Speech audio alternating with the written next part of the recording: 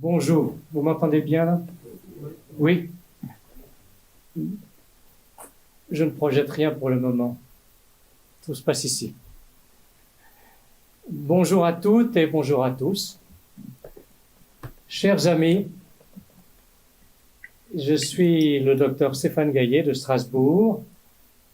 Je suis médecin infectiologue et hygiéniste. Hygiéniste, ça veut dire préventologue. Je m'occupe de prévention. Infectiologue, je suis spécialisé en maladies infectieuses. Je vais me présenter sommairement. J'ai fait mes études de médecine à Nancy, à la faculté de Nancy, au CHU de Nancy. Je ne voudrais pas avoir l'air de me vanter, mais je suis tellement dénigré, rabaissé, humilié, que je suis de temps en temps obligé de me valoriser un petit peu par mon cursus, mes diplômes. Je suis lauréat de la faculté, je suis double prix de thèse, je suis également vice-major du concours de l'internat du CHU de Nancy et médaille d'or de l'internat. C'était l'internat ancienne formule. En tant qu'interne et puis ensuite assistant chef de clinique, j'ai un parcours en médecine interne avec 2 compétences, une que je n'ai pas utilisée, compétence en maladies infectieuses et puis en hépato-gastro-entérologie, mais ça, c'est une compétence que j'ai laissée en sommeil. J'ai été assistant chef de clinique, assistant hospitalier universitaire, praticien hospitalier universitaire, puis praticien hospitalier.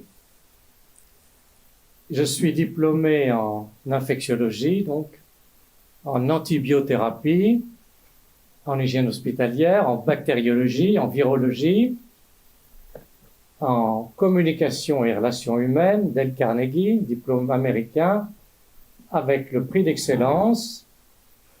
Je suis également diplômé en pédagogie médicale, qualité et gestion des risques, et éthique médicale.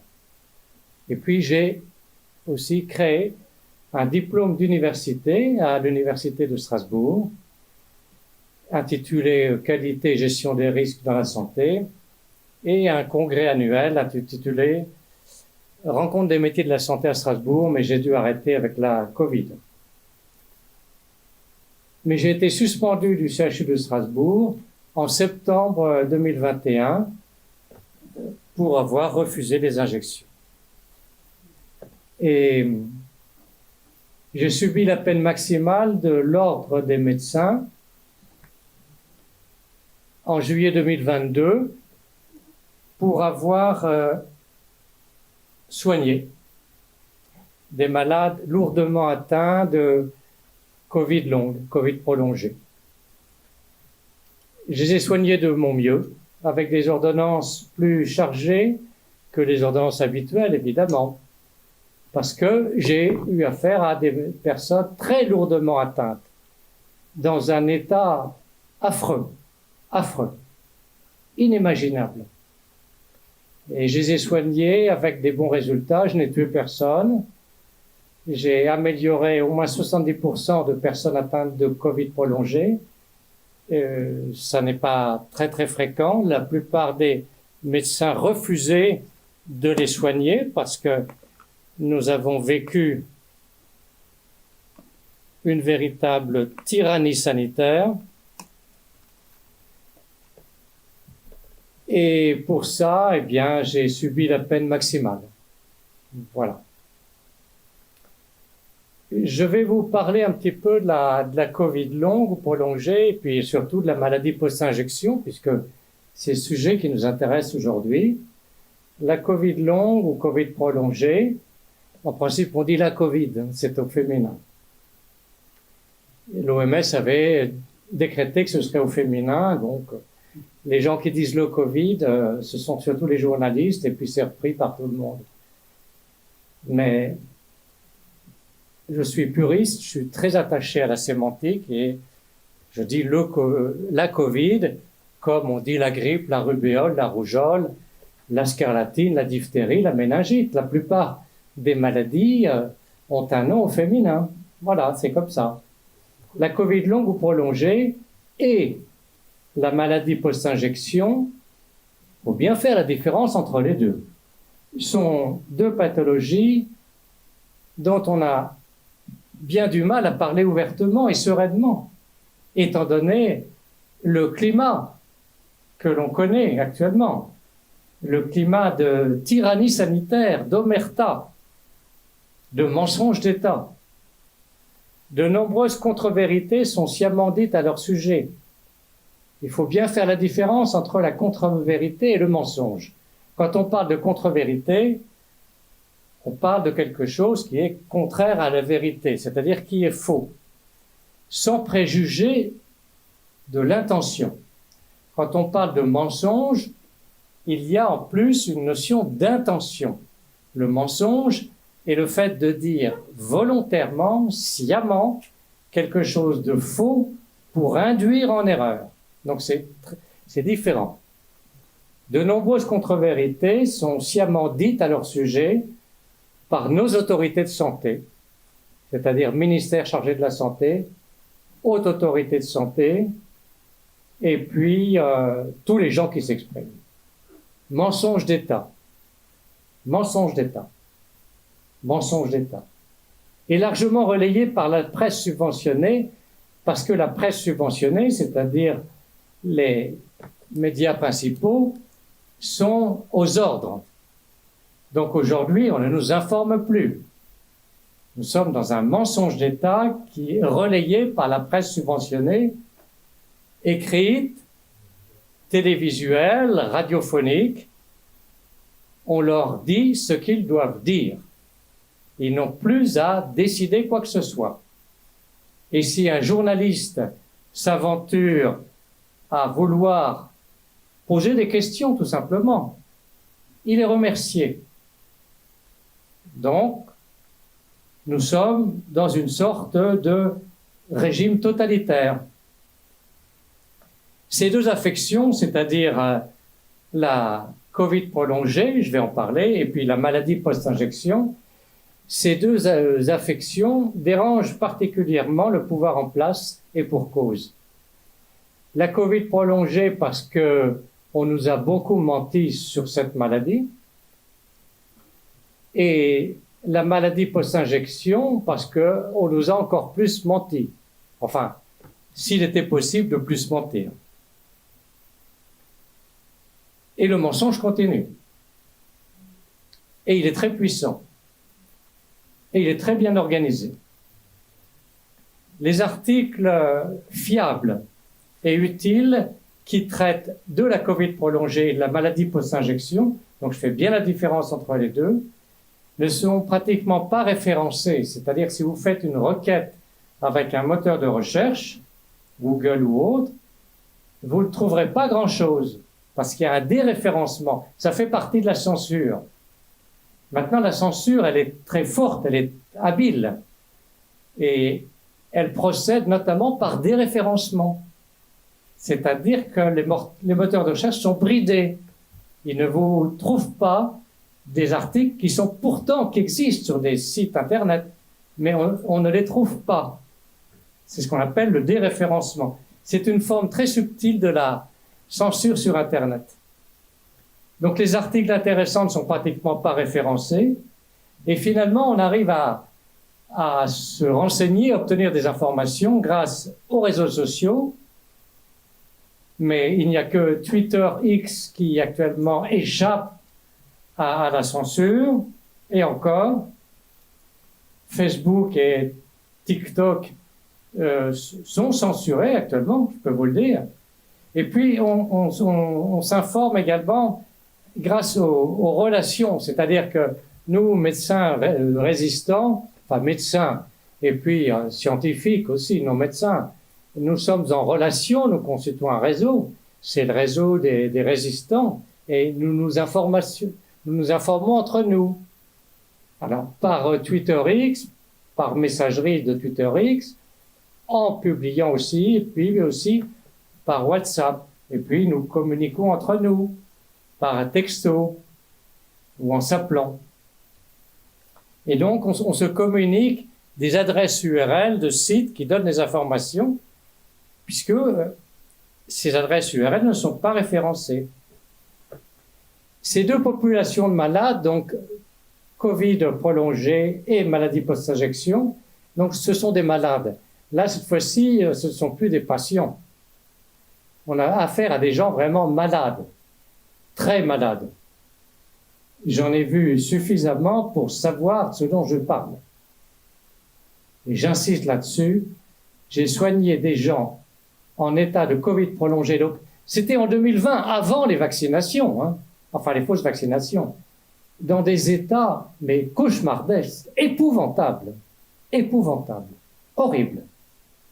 Et des personnes jeunes, souvent des femmes. Donc ces malades sont en quelque sorte des laissés-pour-compte de notre système de santé. Beaucoup de gens sont abandonnés. Ils ne sont pas soignés. Les médecins ont peur de les soigner. Parce que pour les soigner efficacement, il faut déroger aux recommandations de la Haute Autorité de Santé. Les médecins se cachent. C'est épouvantable ce que l'on vit. C'est un scandale au sein du scandale de la fausse pandémie. Il n'y a pas eu de pandémie. Il n'y a eu qu'une épidémie. Une épidémie avec un faible taux de létalité, c'est-à-dire moins de 0,05%, ce qui ne justifiait pas une vaccination de masse. Un taux de létalité aussi faible ne justifiait pas une vaccination de masse. Donc on a triché sur les données épidémiologiques pour pouvoir imposer une vaccination de masse. Donc c'est très grave. Donc il n'y a pas eu de pandémie, il y a eu une épidémie. Alors attention à ce que l'on dit, parce que il y a des informations de tout type qui circulent. Il est difficile aujourd'hui de bien s'informer. Le virus SARS-CoV-2 existe. Il existe vraiment. C'est un virus qui a été modifié en laboratoire. On ne sait pas, sauf erreur de ma part, créer un virus de novo à partir de rien. En revanche, on sait modifier un virus, plus exactement, on modifie son génome grâce aux ciseaux génétiques. Vous m'entendez bien, oui? Oui, d'accord. Donc on sait parfaitement faire ça, modifier un génome viral. Et donc le SARS-CoV-2, son génome a été modifié en laboratoire pour le rendre à la fois plus contagieux, plus transmissible et plus pathogène. Et c'est pourquoi on voit des Covid prolongés. Parce qu'il y a très peu de maladies virales qui donnent des formes prolongées chroniques. À part le virus du sida, le virus de l'hépatite B, il y a très peu de maladies virales qui donnent des formes chroniques. Mais on a réussi à rendre ce virus assez pathogène pour qu'il donne des formes chroniques prolongées. Et c'est affreux ce qui a été fait. Donc c'est une tyrannie sanitaire que nous vivons et on ne le répétera jamais assez. Donc tyrannie sanitaire, retenez bien cette expression. Et pourtant, un grand nombre de personnes ne l'ont pas encore compris, ça. Beaucoup de personnes, même des gens qui ont une intelligence au-dessus de la moyenne, qui ont un niveau intellectuel, qui ont fait des études, ne comprennent pas ou ne veulent pas comprendre ce qui se passe. Il y a pire sourd que celui qui ne veut pas entendre, il y a pire aveugle que celui qui ne veut pas voir. Et il est étonnant de voir des gens qui ont un haut niveau social, qui occupent un rang élevé dans la société et qui ont des œillères qu'ils ne veulent pas comprendre ou qui ne veulent pas comprendre parce que c'est trop violent. C'est trop violent. Mon frère, il est ingénieur de l'école des mines de Nancy.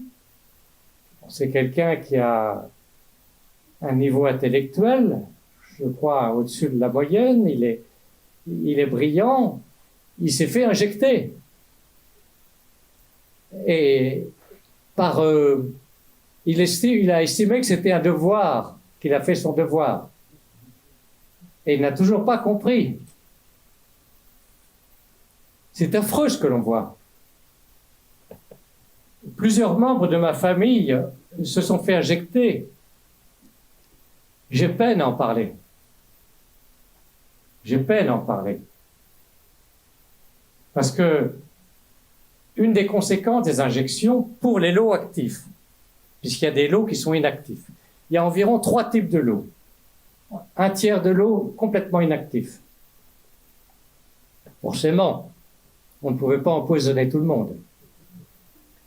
Un tiers de lots qui ne rendent pas malade tout de suite, mais qui rendent bien malade à moyen terme, long terme, et puis un tiers de l'eau très, très pathogène, avec des morts subites, des AVC, des thromboses de tout type, des pertes de connaissance, etc., etc., on va en parler. Dans ma famille, j'ai constaté un phénomène dont on ne parle pas beaucoup, c'est le vieillissement accéléré. Mais c'est effarant, effarant. Donc je ne vais pas en parler parce que, bon, je veux pas que les membres de ma famille voient ça ensuite quand la vidéo sera diffusée. Mais j'ai constaté des vieillissements accélérés. Et même parmi mes voisins, des vieillissements accélérés, à la fois psychiques et physiques.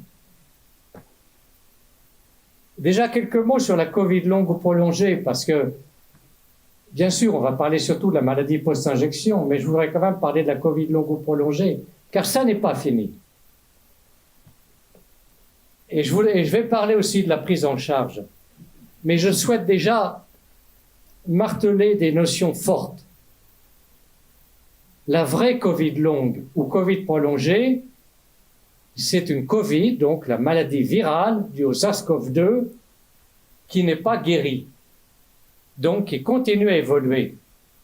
C'est une maladie infectieuse virale chronique.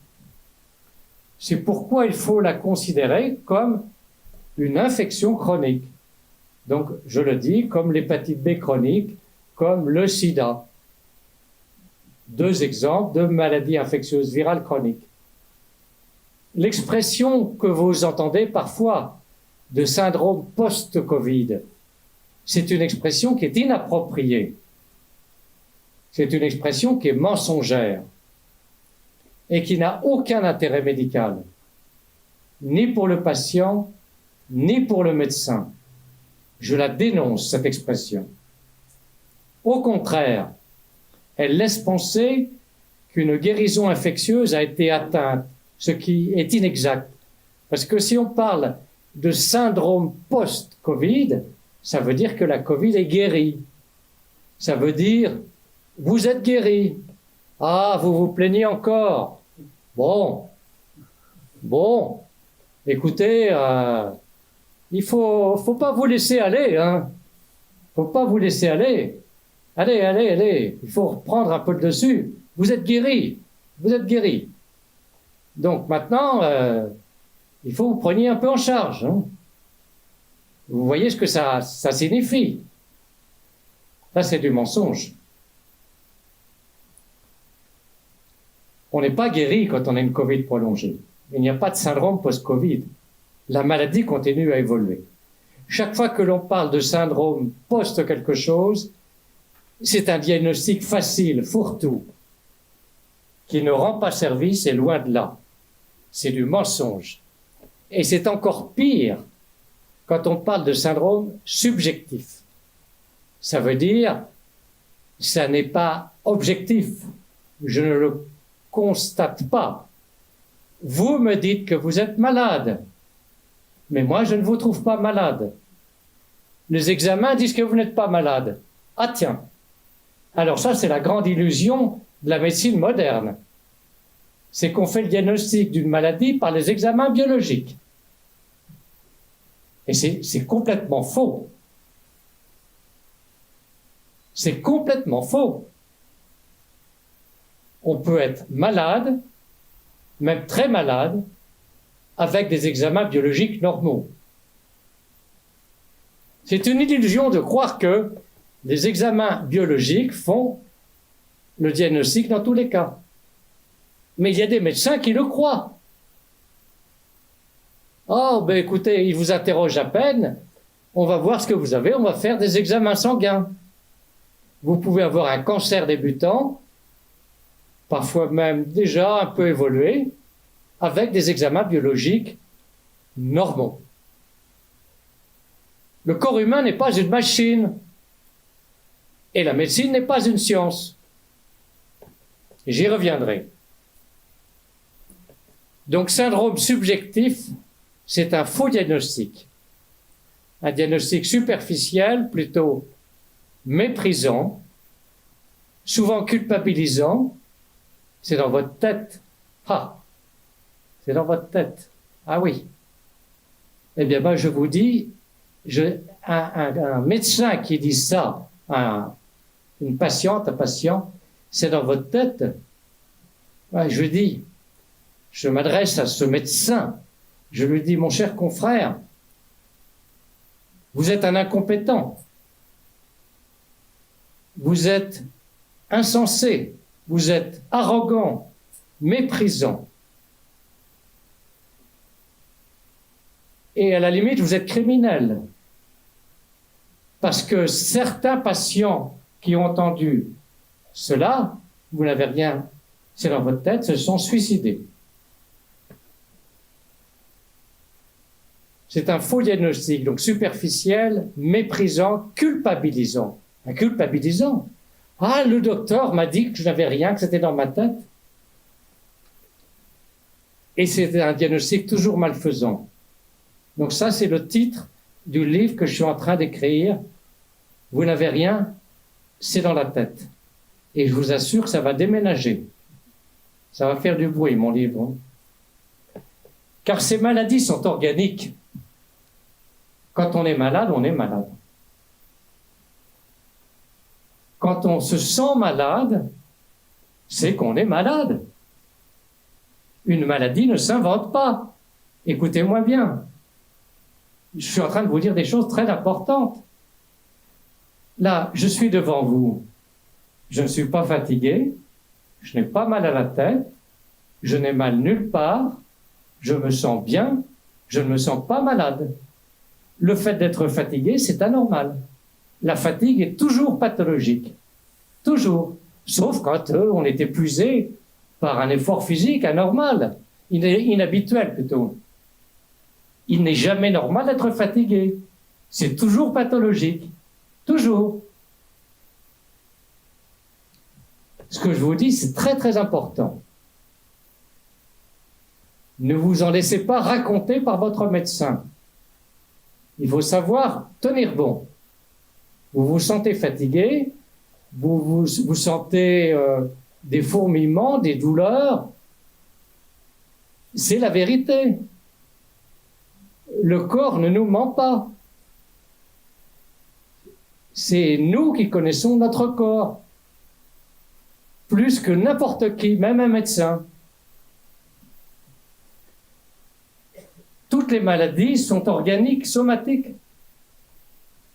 Et même les maladies psychiatriques.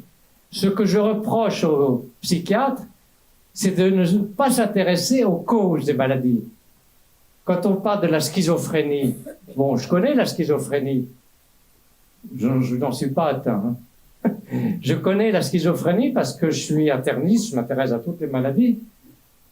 Mais il faudrait peut-être savoir d'où ça vient, la schizophrénie. C'est bien gentil de la soigner par des neuroleptiques ou des tas de médicaments.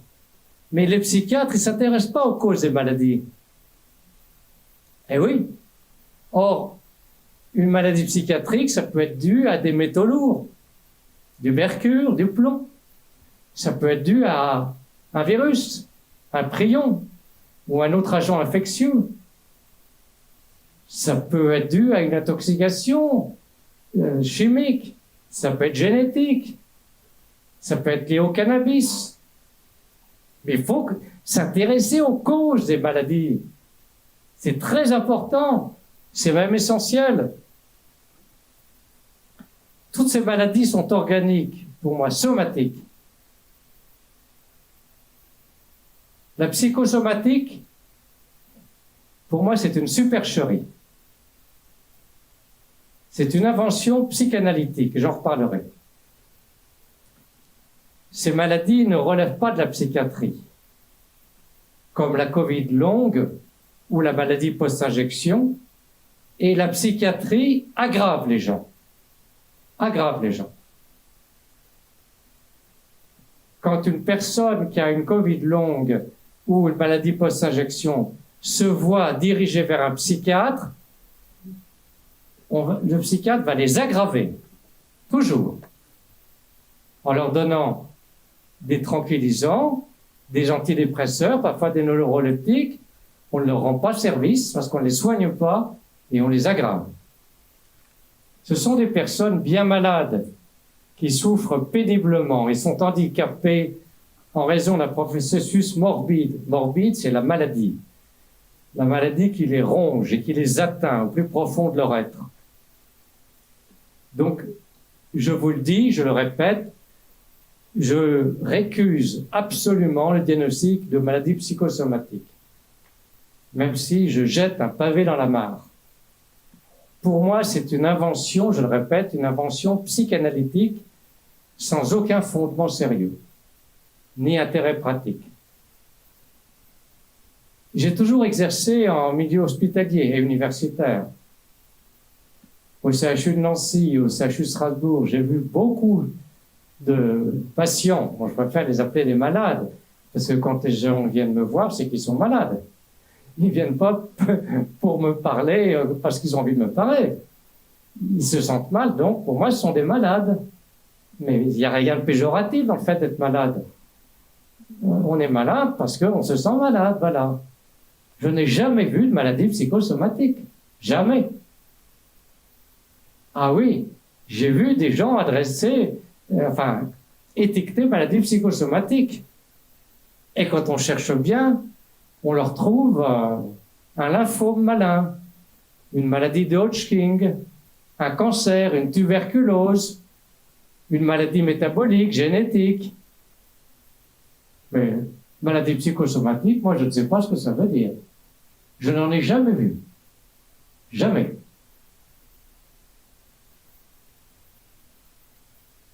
C'est pas un diagnostic sérieux. Pour moi, vraiment, c'est une invention psychanalytique. Ça n'empêche pas certains psychiatres de faire des congrès de psychosomatique. Mais pour moi, le diagnostic de maladie psychosomatique, c'est une échappatoire et ça permet d'alimenter les consultations de psychiatres. Ils sont très contents, les psychiatres. Ce pseudo-diagnostic est donc une échappatoire de la suffisance médicale.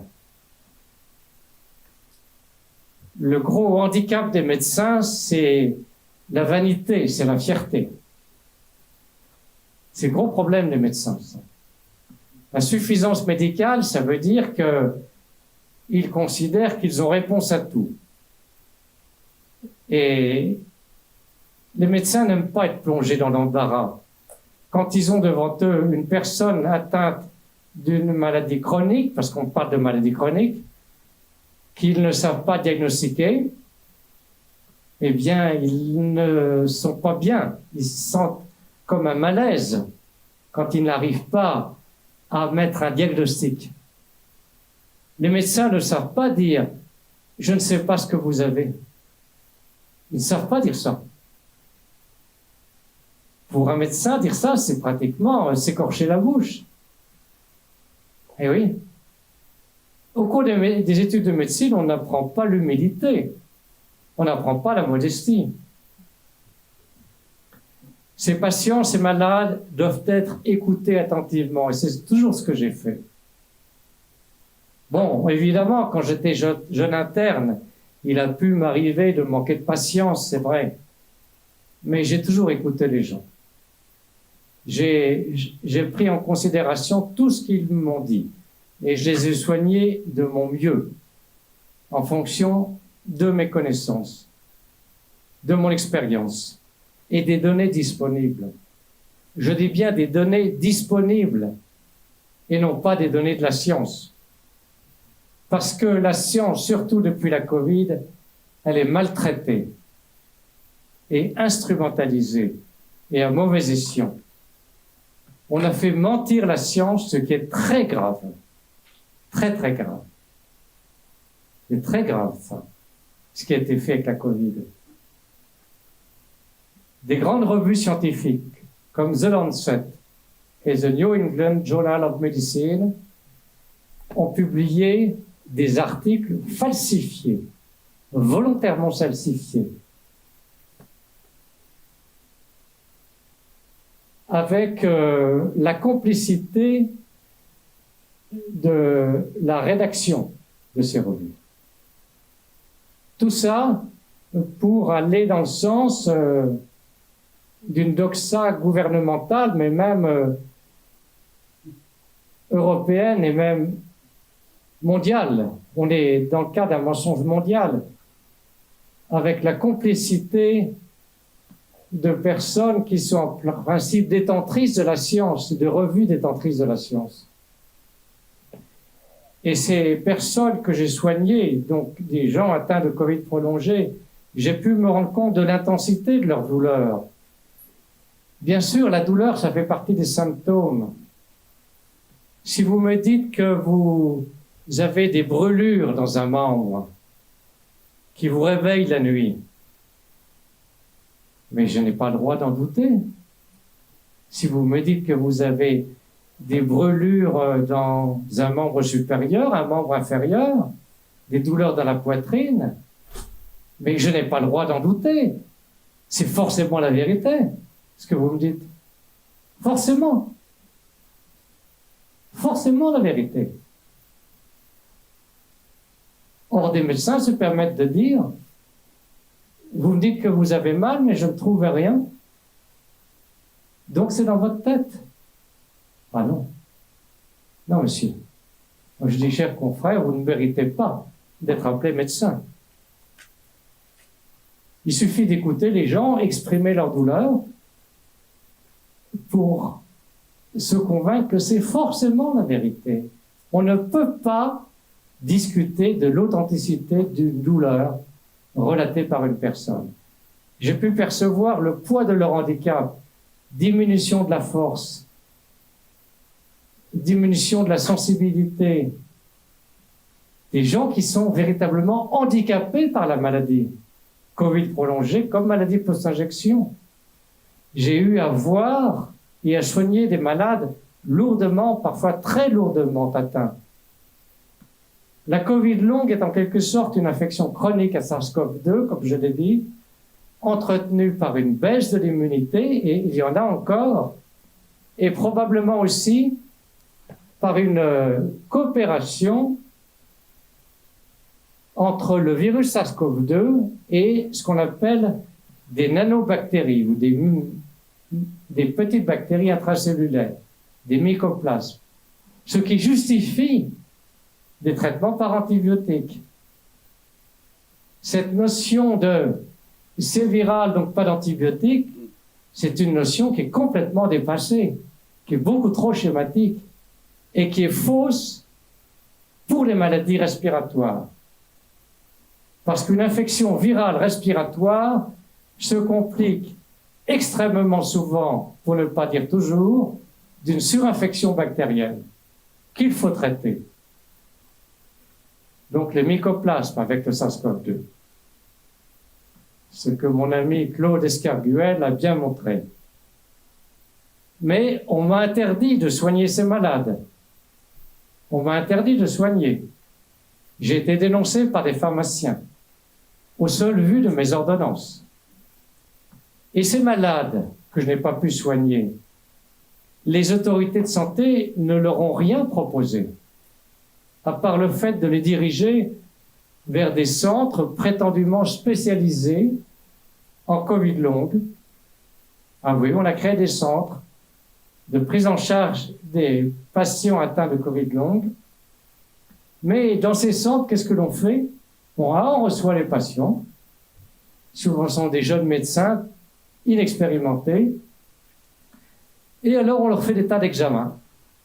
Ah, vous avez le Covid long, bon, on vous fait des tas d'examens, des examens biologiques, des examens d'imagerie, et puis on les renvoie. On les renvoie.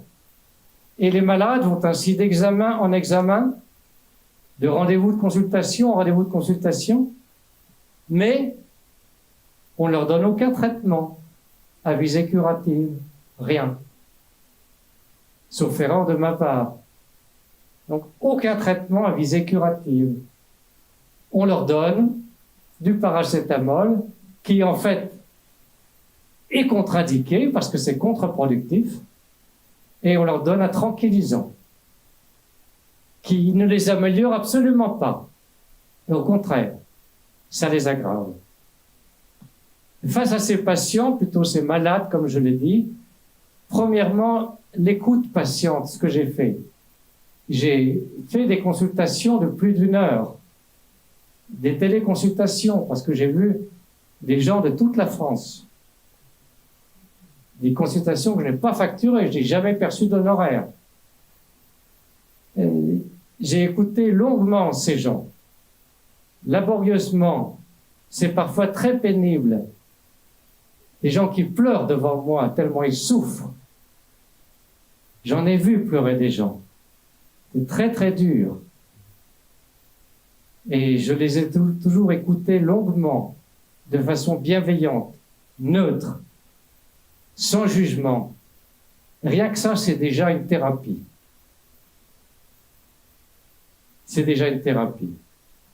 Il est crucial, en effet, de noter ostensiblement toutes les doléances, c'est-à-dire les douleurs, le brouillard cérébral, la diminution de sensibilité. Il faut non seulement montrer au patient que vous l'écoutez, que vous le prenez en considération, mais il faut lui montrer que vous notez tout. Je note tout, c'est très important. Donc, ostensiblement, on note tout. Qu'il s'agisse de symptômes, c'est-à-dire ce qu'on ne peut pas constater, ou de signes, ce que l'on peut constater. Et ce que j'entends, docteur, vous êtes le premier qui m'écoute avec attention et qui me croit. Ah oui, j'ai entendu ça vraiment un grand nombre de fois. Vous êtes le premier qui m'écoute et qui me croit et qui note tout ce que je lui dis. C'est la phrase que l'on entend fréquemment lorsque l'on respecte comme il se doit le patient. Et c'est pourtant normal, c'est naturel. Écouter, noter et sans juger. On ne doit pas juger les patients. C'est indispensable. Et deuxièmement, il faut savoir résister à la tentation réflexe des benzodiazépines, ces tranquillisants. C'est les noms qui se terminent par PAM. Diazépam, bromazépam, clonazépam, etc. Diazépam, c'est le Valium, bromazépam, c'est le Lexomil, etc. Ce sont les benzodiazépines qu'on appelle aussi tranquillisants. Et ces médicaments ne soignent pas.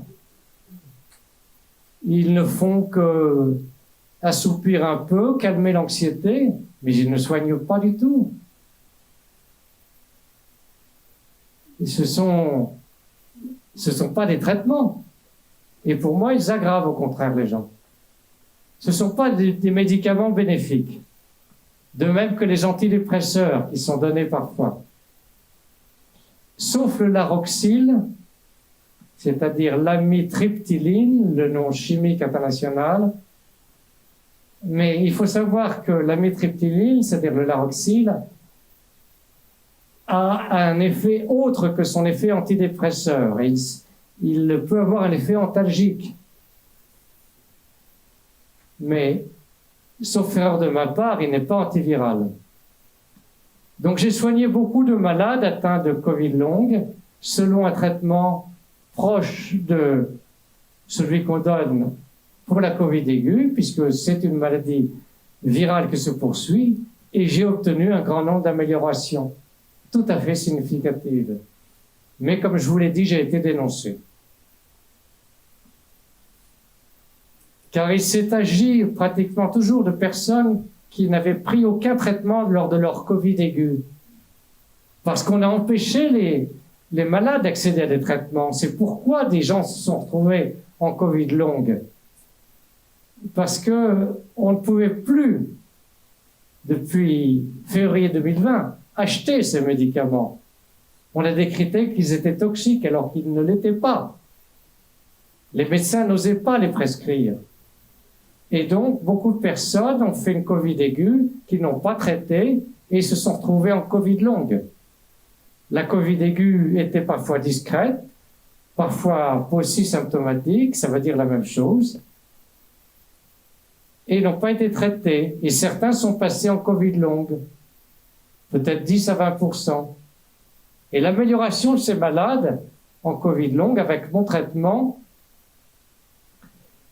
elle est nette, elle est significative dans plus de 70% des cas, mais elle n'est pas complète. Et les rechutes ne sont pas rares, parce que c'est difficile de traiter une Covid longue. Même quand l'évolution sous traitement est satisfaisante, les gens se sentent mieux, on peut difficilement parler de guérison, mais on parle de rémission. Il faut être honnête avec les gens. Je ne leur ai pas dit qu'ils étaient guéris. Ils étaient en rémission, parce qu'une maladie chronique, une maladie virale chronique, peut repartir. Il faut avoir l'honnêteté de leur dire. Attention, la médecine physique, la médecine de réadaptation à l'effort, dans la Covid prolongée, est presque toujours contre-productive. C'est-à-dire qu'elle déclenche des poussées inflammatoires, donc elle réactive la maladie. Car au cours de la Covid longue, les efforts physiques inhabituels déclenchent une poussée inflammatoire. Et là, je parle de la Covid prolongée et je n'en parlerai plus après. Et cela, Jean-Marc Sabatier, qui est un biochimiste, l'a très bien expliqué. Alors maintenant, j'en arrive à la maladie post-injection.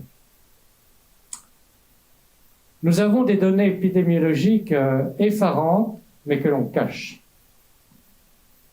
Donc nous vivons actuellement un mensonge d'État, une omerta, une tyrannie sanitaire. C'est très très grave, gravissime. Tout est fait pour que l'on ne puisse pas obtenir de données chiffrées. Tout est fait. Je le répète, essayez de faire une requête sur un moteur de recherche. Effet indésirable des vaccins Covid. Essayez de faire une requête et vous verrez ce que vous obtiendrez. Vous n'obtiendrez pas grand-chose, ou alors quelques sites américains ou belges parfois. Mais en France, rien. Cependant, de nombreuses estimations affirment que ces faux vaccins, on parle de la maladie post-injection, ces faux vaccins sont responsables d'un excès de morbidité, c'est-à-dire la maladie, et de mortalité, des excès véritablement épouvantables, sans commune mesure avec ceux des vrais vaccins, avec tous les vaccins que l'on a connus jusqu'à présent. Or, Saulnier, qui est virologiste, chercheuse en virologie, elle était invitée au Sénat pour en parler en mai 2022. Elle a fait un exposé sur les effets indésirables de ces vaccins. Dès cette période, avec plus d'un an de recul, elle a montré dans son exposé qu'on avait une perception assez juste, quoique incomplète et encore imprécise, de ces effets indésirables. j'ai publié sur ma page Twitter X la vidéo de sa présentation au Sénat. Et cette virologiste, donc Orsonnier, paraissait dans son exposé au Sénat lors d'une commission, elle paraissait un peu gênée. Elle s'excusait presque d'affirmer que l'on savait déjà à l'époque, donc en 2022, on savait déjà beaucoup de choses sur les effets indésirables de ces faux vaccins. Elle disait que les injections nécessitaient un arrêt de travail chez 20% des personnes injectées dans la population générale. 20% des personnes injectées devaient se mettre en arrêt de travail dans la population générale. Et 37% de personnes injectées parmi le personnel hospitalier ont dû avoir un arrêt de travail. On ne parle jamais de ces statistiques. Et elle l'a dit au Sénat. Cet arrêt de travail s'étendant d'1 jour à plus de 3 jours, avec un lien de cause à effet avec les injections. Mais il y a un déni, une négation du lien de cause à effet entre les injections et tout ce que l'on présente, notamment l'arrêt de travail. L'Orsonnier ajoutait que 25% des événements indésirables, tous les événements indésirables attribuables aux injections, 25% étaient graves, ce qui est énorme. Et il faut aller voir sa vidéo, vous la trouverez sur ma page, vous la trouverez sur le site du Sénat, mais c'est très difficile à trouver. Et puis, généralement, il faut écouter 1h30 de vidéos, alors que, oui, parce qu'elles ne sont pas segmentées, les vidéos de parlementaires. Alors que sur ma page Twitter X, j'ai mis uniquement son intervention, donc je l'ai découpé. En comparaison, pour un vaccin grippal, vaccin contre la grippe, cette proportion est d'un peu moins de 6%. Il y a moins de 6% d'effets indésirables attribuables au vaccin grippal qui sont graves. Or, pour les faux vaccins contre la Covid, c'est 25%. Il est essentiel de préciser que ces données, les données présentées par Orsonnier, provenaient de l'Agence nationale de sécurité des médicaments, ou ANSM, qui est une agence nationale. Donc il fait tout pour minimiser, mais elle ne peut pas tout nier. Et les signalements d'événements indésirables sont facultatifs. C'est-à-dire que les médecins ne sont pas obligés de signaler, ou déclarer, si vous voulez, mais le terme exact, c'est signaler. Et l'on estime qu'il existe un sous-signalement majeur, vraiment majeur. Je crois que vous en avez parlé. Seulement 1 à 5% des événements indésirables, en général, seraient signalés. 1 à 5%. Donc ça veut dire qu'il faut multiplier le nombre de signalements officiels par 20, 20 ou même 100 pour avoir un nombre exact. C'est énorme. Au très grand maximum, 10% des événements indésirables seraient signalés. Mais ça, c'est un principe général qui date d'avant la Covid, tout simplement parce que pour un médecin, signaler un événement indésirable attribuable à un médicament, c'est long, c'est fastidieux, c'est compliqué. Il suffit qu'il fasse un signalement pour recevoir tout un questionnaire à remplir et il n'a pas de rémunération pour ça. Il est obligé d'y passer du temps et il n'est pas récompensé, il n'est pas dédommagé du temps passé. Donc rien n'encourage à ce signalement. Vous comprenez pourquoi ça ne fonctionne pas? Donc, retenez bien cette proportion. Et sans compter qu'il y a beaucoup de personnes qui ont des effets secondaires et que les médecins n'ont pas voulu attribuer au vaccin. Il y a aussi ça, effectivement. C'est-à-dire que les médecins ne veulent pas faire un lien de cause à effet entre des accidents de santé et les injections. Soit parce que ils ont des œillères, soit parce qu'ils ont peur, soit parce qu'ils sont convaincus eux-mêmes par le discours officiel. Souvenez-vous de ce que nous a dit Olivier Véran.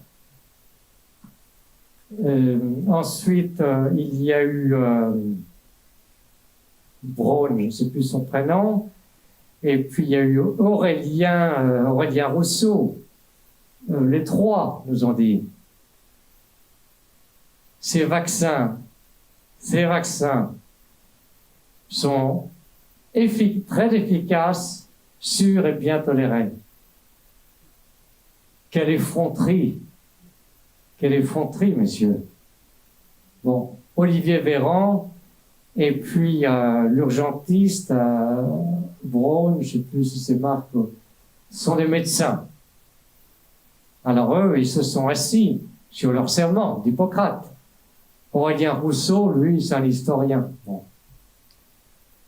Mais ces trois-là ont menti consciemment, délibérément, à toute la France, parce qu'ils se sont exprimés en tant que ministre de la Santé. C'est très, très grave. On n'a jamais vu ça.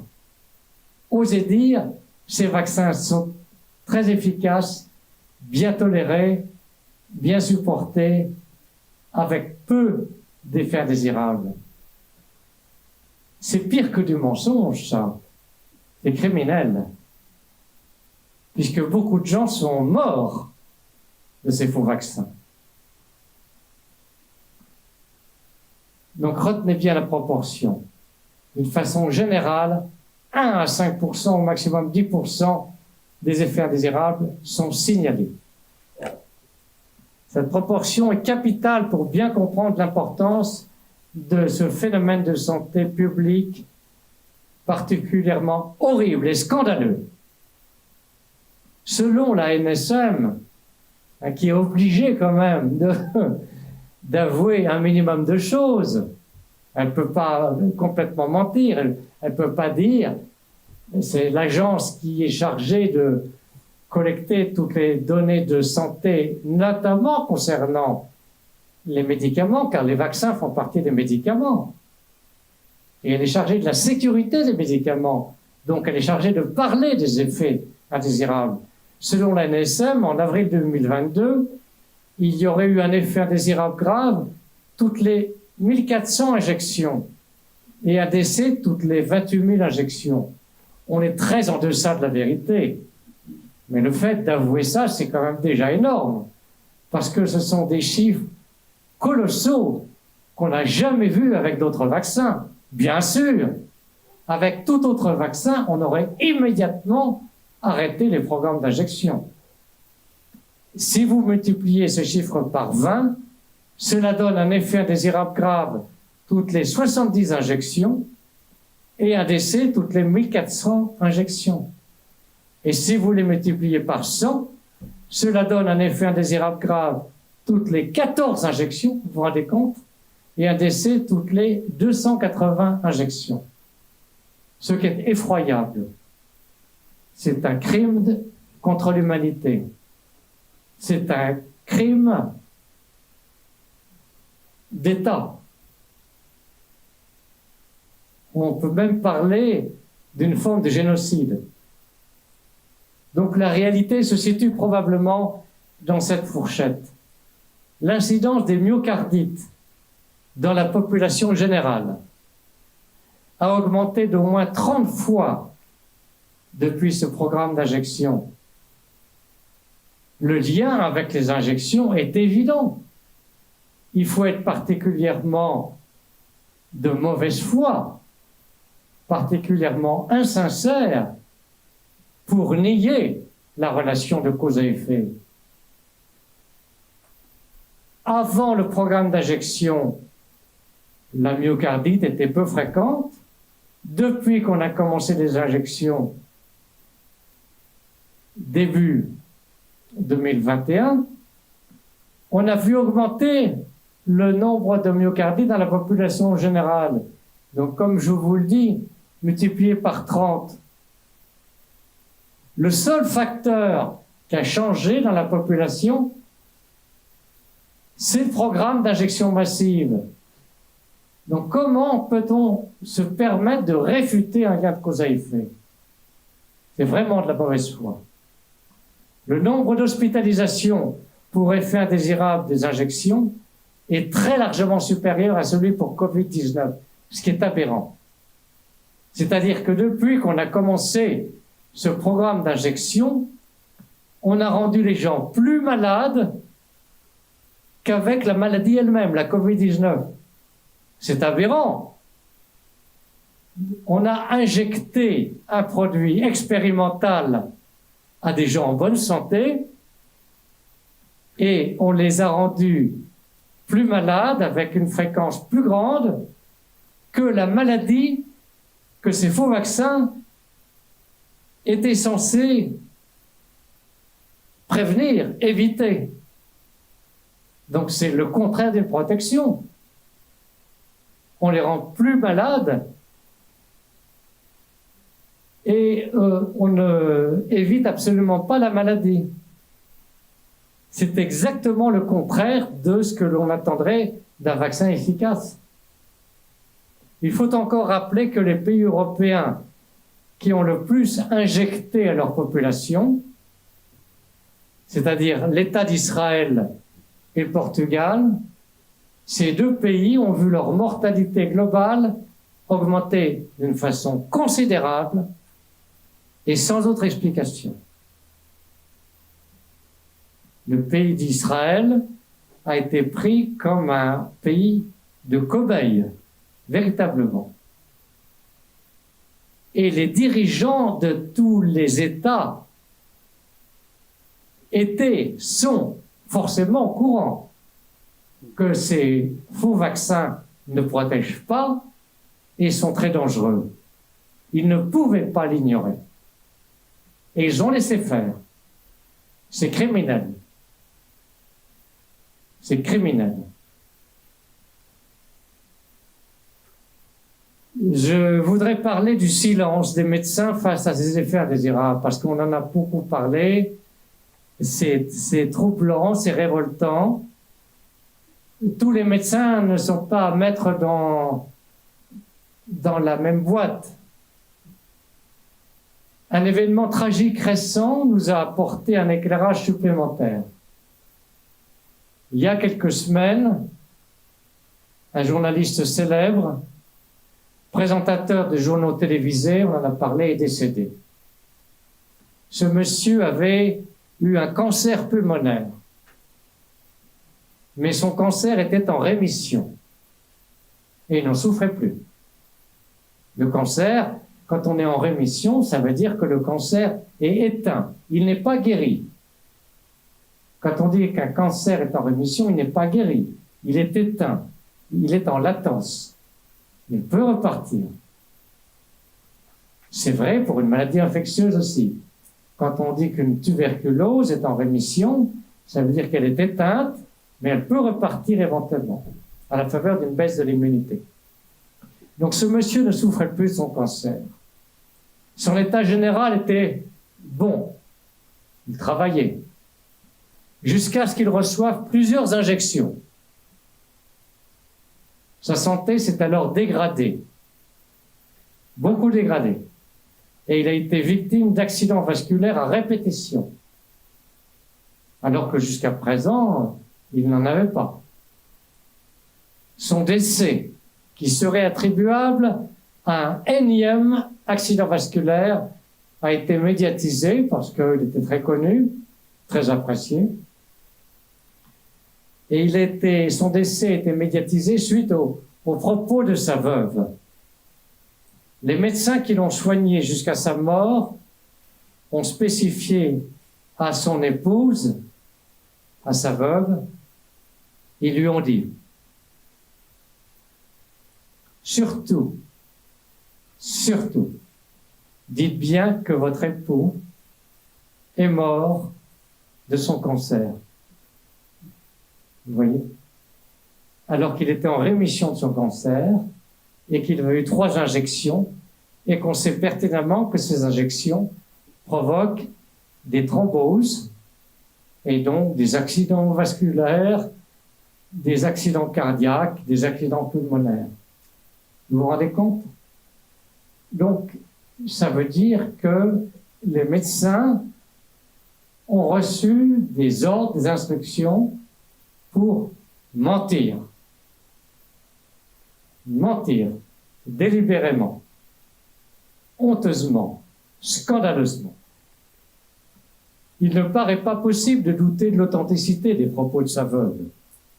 Elle s'en est exprimée dans une émission populaire de grande écoute. Vous voyez de quelle émission je veux parler. Et l'enregistrement vidéo de son intervention sur cette émission de grande écoute circule sur Internet. Alors pourquoi cette jeune du corps médical a parlé des effets indésirables de ces soi-disant vaccins? Je dis soi-disant vaccins parce que ce ne sont pas des vaccins. Nous, résistants, nous les appelons des injections. Il faut distinguer plusieurs cas de figure. Le cas le plus simple est celui des médecins de plateaux télévisuels. Vous savez, tous ceux qui se sont succédés sur les plateaux télévisuels et radiophoniques avec enregistrement vidéo. Il y a de plus en plus maintenant de chaînes de radio qui font des enregistrements vidéo. Et d'ailleurs, en 2020, j'ai été pas mal invité, jusqu'à ce que, du jour au lendemain, on arrête de m'inviter, comme Christian Perron. Et tous ces médecins qu'on a appelés des médecins de plateau, eh bien, ils ont en général été copieusement soudoyés, bien sûr. Ils sont corrompus, massivement corrompus, pour affirmer des notions erronées. C'est quand même très grave qu'un médecin qui a prêté un serment s'exprime sur une chaîne télévisuelle ou radiophonique de grande écoute en affirmant des choses qu'il sait fausses. Nous en sommes là en France actuellement. Pas uniquement en France aussi, en Belgique, au Luxembourg, mais en France particulièrement. C'est quand même particulièrement grave. C'est horrible.